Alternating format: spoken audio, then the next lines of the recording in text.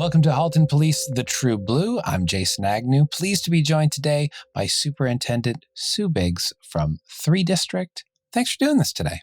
Thank you for having me, Jason. Well, right there, just by saying thank you, I'm hearing a bit of an accent, and I'm guessing that is not a Canadian accent. Absolutely correct. Yes, I was born and I grew up in London, England. Actually, I was born in the north of England, and then my parents moved down to the south of England when I was very, very little. So I spent my first 20-odd years living in the UK. And did you also police in the UK? I did, yes. I went to university in the UK and then joined the Metropolitan Police Service when I was 22 in London. So what made you say, hey, you know what? I'm going to grow up and I want to be a police officer. Do you remember that moment? I do, actually, yes. I didn't want to be a police officer. I grew up and I wanted to be a singer, and that didn't work out, obviously. And then I thought, I know, I'll be a psychologist, because obviously there's a nexus between singing and psychology. Not at all. So I decided to go to school for psychology and went to university and studied psychology. And when I finished my degree, I decided I wanted to do a master's, but my professor told me, don't do a master's in psychology. You're not old enough to be a psychologist. You need to go and get some life experience. And so I was sitting in the library one day with a colleague of mine who was studying with me, and he said, I'm going to join the police. And that was the light bulb moment. I thought to myself, what a great way to get some life experience. And so that's why I joined the police. And when you had that epiphany and you went to join the police, how many other women were in the force at that point? Not too many. I remember when I joined, we were in a class of about 20, and there were 2 women, myself and another woman. 2 of you? Yeah. That must have been hard. It was pretty tricky. At the time, we were wearing A-line skirts with pleats down the front. We were given handbags to put our handcuffs in, and our hose had to be a certain opaqueness. So it was very, very different than it is today. Now, at that point, did you just feel that was commonplace, or did you feel awkwardness with how different things were for the guys versus the 2 of you? You know what? It was just commonplace, and I just accepted it for what it is when I joined the police service. How did you feel at that time you were treated? Got a giggle. Okay. Well, policing back then was certainly very different than it is today. So back in 1989, when I joined the police service, my initiation was to go to the police station, and I was told at 22 that my job was to look after any children that came into the police station, and also to make the tea. So every afternoon we had tea and biscuits. I guess there'd be cookies here in Canada. And my job was to make tea and look after any children that came into the station. Notwithstanding the fact that I worked with mainly men who were married and had children of their own. And I was 22 and single and had no experience of children whatsoever. So it was kind of different. As well, we weren't paid the same as the men. We were paid about £2,000 a year less. That changed a couple of years after I joined, but certainly, like I said, it was very different back then. Was there a time when all of this came to you that you regretted your decision of the career that you took on? No, and it's a really funny thing, and it's a really interesting question, actually, Jason, because assimilation is a really strange thing. So when we first joined the police, we were told that this was the way it was. It was a very male-dominated organization. And back then, based on like a military environment, if you like. So rank structure, do as I say, not as I do, that kind of thing. So it was just something that you accepted. So over the number of years that I was there, and the number of years that I've served with Halton too, you become assimilated to the environment and you just accept it for what it is. Now, I'm curious, at that time, could you see yourself moving up in the ranks, or was all going to be children and biscuits for your whole career? I hadn't given it any thought, but what I did do is I set out to prove people wrong. So they told me that there were certain things I couldn't really do as a woman. One of those was to join the Territorial Support Group, which is kind of the British equivalent to the SWAT team. So I joined them. And I decided I was going to apply, and I wanted to do it, not because I was particularly interested in it, but because I wanted to prove people wrong. And so I did that. I applied. I took the physical fitness test and passed it. And I took the interview and passed that. And I was with them for 5 years. So you're clearly building your career and doing things that perhaps some would think you're not supposed to be doing, and knocking down some doors over in London, and then you move. You're in Halton now. What prompted that? Well, I'd always been a big traveler. Back in the UK, when you first start a career, you immediately have 6 weeks vacation. So it's a bit different from here. And so every time I would save up my vacation and I would go for 6 weeks at a time and travel. And one of the countries I traveled to was Canada. And I just loved it here. I love the culture. I love the space. The country's so big and it's so different wherever you go. And while I was working as a police officer in the UK, I met my husband, who was Canadian. And his plan was always to move back to Canada. And so when we got married, we moved back here. And how was the move from being a police officer in the UK was it automatic you got in here, or did you have to be retrained? Everything was different. So although Canadian law is based on British law, all Canadian laws, criminal law is in the Criminal Code of Canada. Whereas in the UK, you have a Theft Act, you have a Criminal Damage Act, you have a Vagrancy Act. Actually, I remember the Vagrancy Act of 1867. We were still practicing it over there. So it's all different here in Canada. So I had to apply and go back to police school, the Ontario Police College, and learn everything all over again. But you did. I did. And you then became a police officer here. Did it feel the same? No, it didn't. It felt a lot different, actually, for a number of reasons. Police officers are actually respected over here in Canada, whereas I'd come from an environment where police officers were not very much respected. In England, I would never tell anybody I was a police officer. I always said I was a teacher, which people just accepted. But then they asked me teaching questions, which was kind of awkward. But here in Canada, I was able to tell people that policing was what I had chosen as a career. And not only was it an accepted career, but people actually liked the police. So that was different. However, there were some downsides. I remember when I first came back from Ontario Police College, I met one of our TAC sergeants, our SWAT sergeants, and asked about a career in, going into emergency services. And I was told that I couldn't do it because I was a woman. I was bound to have children, and so it would be a waste of training and resources. And so it was kind of like out of the frying pan into the fire, 10 years on. So there were pros and cons of moving country and moving services. As well, the culture is quite different here in Canada, and I wasn't really expecting that.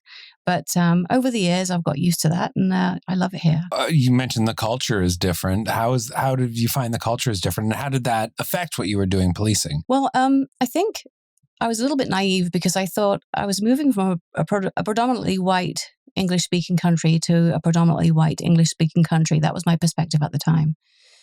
But it really wasn't like that at all. We have a bilingual country here, and we have many people from many, many different communities and backgrounds that live in Canada, and I wasn't expecting that. And as well, I think the sense of humor here is different. So in the UK, we're very dry and very subtle with our sense of humor.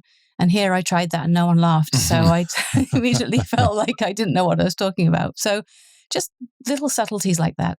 When you came over here, what was the female officer representation like? Was there a whole bunch of female officers with you? Or once again, did you find yourself being a severe minority? Certainly a minority, for sure. And I think I felt more of a minority because the police service here was smaller. So in the UK, the Metropolitan Police Service had 38,000 police officers. And I joined Halton and we had maybe 600 police officers. And so it was a different environment. And I think because of that, it felt like I was more of a minority, although probably the representation was about the same. Were there any children and biscuits involved over here, though? No children, no biscuits, there thankfully. Were not. So how was that? How was that for you? Obviously, you're looking at about 10 years into your career at that point. So we're in 1999, around there, coming into Halton. Had you seen the culture change at that point? Yes, the culture had changed certainly within my previous 10 years of policing in the UK. And here there was a culture difference. But it was kind of more of a surface difference. And so on the surface, it felt like everyone was treated equitably. But there were lots of subtle signs that wasn't actually the case.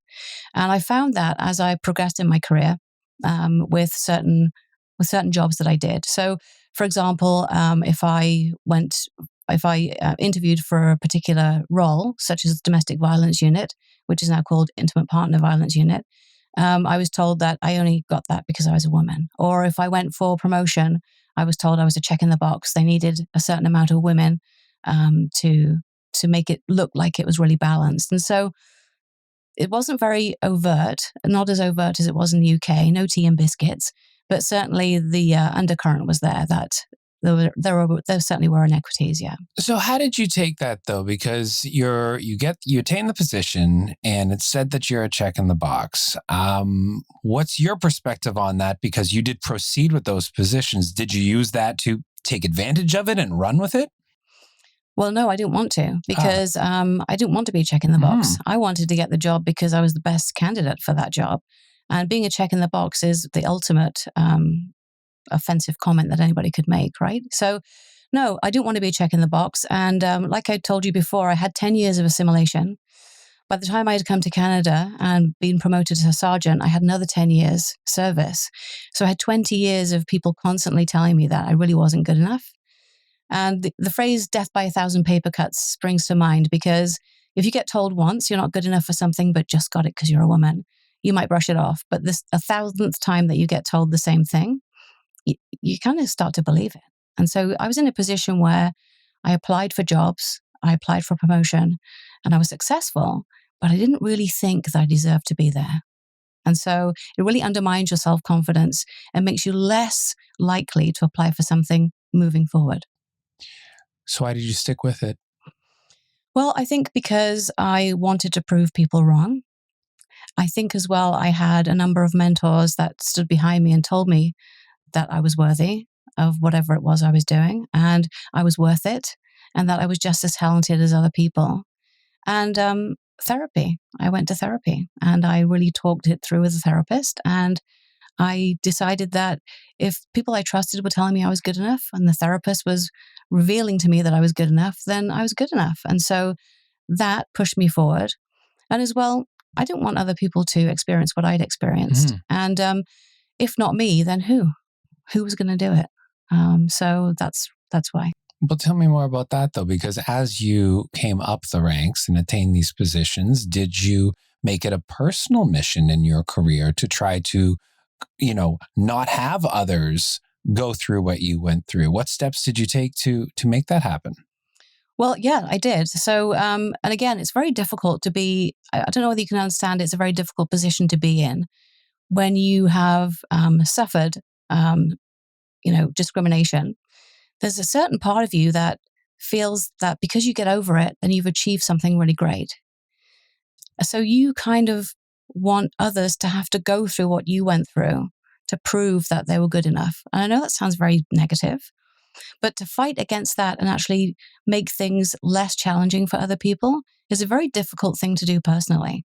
And so, yes, everything I did and every step that I made and every movement forward that I had, I tried really hard to kind of, I think pave the way sounds like I'm a huge egomaniac. It wasn't like that at all. It was just to kind of say, see, if I can do it and I'm nothing special, you can do it too. And let's work together to make this easier for you. Do you have specific examples of different things that you have put in place in your career and tried to make that happen? Well, the most recent example is our Women's Internal Support Network. So last year, we created the Internal Support Network, and now we have 160 members in our network.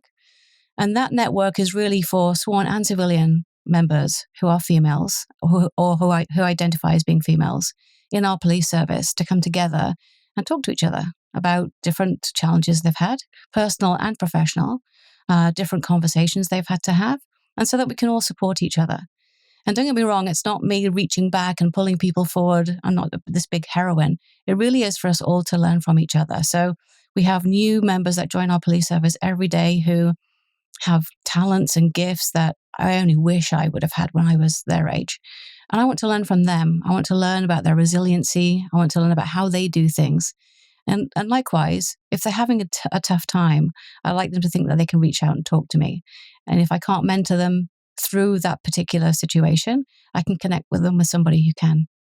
So looking at ratios and culture from when you began to now, how have you seen things change? Things have changed so much, Jason. They really have. I'm now at a place today where I can say that our service is really striving for authentic inclusion and real equity. We're not there yet, but we now have at the top 3 members who are all white males, but who are all trying to understand the inequities that we experience in the police service.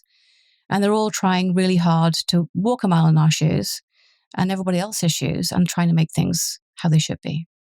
How about the hiring process? How has the hiring process changed? Maybe even, recruiting and getting more people, more women involved. Mm-hmm.